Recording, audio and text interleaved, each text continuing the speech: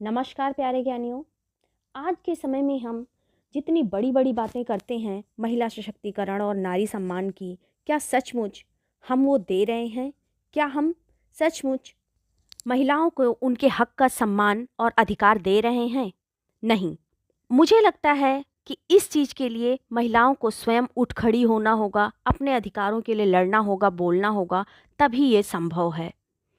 इसी बात को ध्यान में रखते हुए मेरे मस्तिष्क में कुछ पंक्तियां आईं जिनको मैं आपके साथ साझा करना चाहती हूँ। उठो द्रौपदी स्वयं खड़ी हो, कृष्ण नहीं अब आएंगे, नहीं कोई समझेगा तुमको, बस सब अपने कहलाएंगे। राम राम रटते जो दिन भर, करते अधर्ममय कार्य, मानवता भी नहीं हृदय में, कैसे होगा उद्धार। अपने कर्मों से भूतल पर पाते सब सम्मान, खानदान का शोर मचाते केवल तुच्छ इंसान। करना क्या अपमान ठीक है, घर में आई लक्ष्मी का, मानवता की इस विभूति का, किसी और की बेटी का। भरी सभा में पांडव ने जब पत्नी पर दांव लगाया था, तभी कुटिल दुर्योधन कर्ण ने द्रौपदी को हाथ लगाया था। वह समय और था जब श्री कृष्ण स्वयं ही आए थे, भरी सभा के भीतर वे द्रौपदी की लाज बचाए थे। समय बहुत बदला, लेकिन लोगों की सोच नहीं बदली। छल द्वंद्व द्वेष पाखंड झूठ चित्त से कभी नहीं निकली।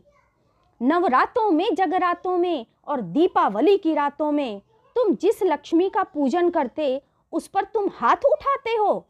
क्या लगता है तुमको, क्या सकल विश्व अपना होगा? मानवता की परिपाटी पर यह केवल सपना होगा। मानवता की परिपाटी पर यह केवल सपना होगा। पढ़ो उसे जो झलक रही है धधकी हृदय वेदना। क्या कहता है अंतर्मन, क्या हिय में नहीं चेतना। नीच कुटिल नीति अपनाते, अपना वर्चस्व जमाने को, चिकनी चुपड़ी बातें करते फिर दुनिया को दिखलाने को।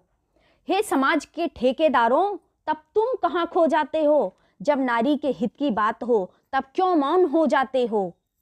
ईश्वर से विनती करती, बदलो इस समय चक्र को, भाव धर्म के जागे सब में, ना देखें क्षणभंगुर सुख को।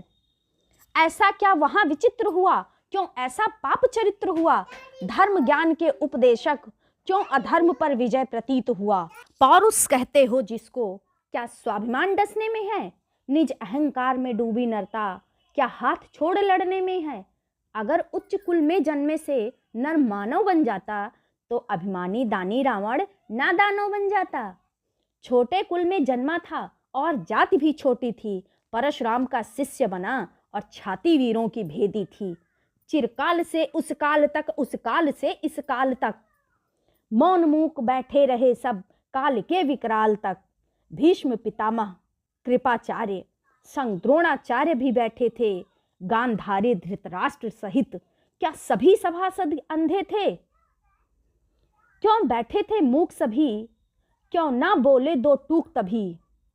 अगर समय पर बोले होते, तो ना जाता द्रौपदी का चीर कभी। अगर समय पर बोले होते, तो ना जाता द्रौपदी का चीर कभी।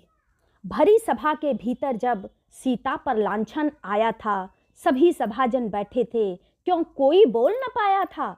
माताओं के आंचल से और गुरुओं के हिय बादल से, क्यों दो बूंदें भी नहीं गिरी उस मानवता के आंचल से?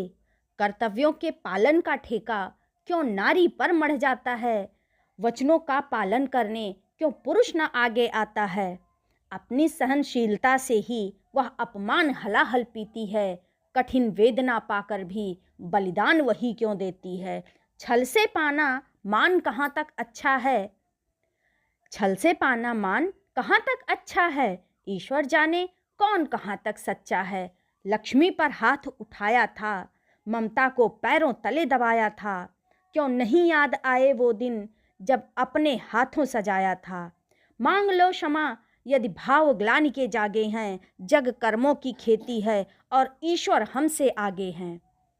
ताज जो सारे घर की होती, क्यों वही अनादर पाती है? कली पुष्प बनने से पहले क्यों चरणों में चढ़ जाती है?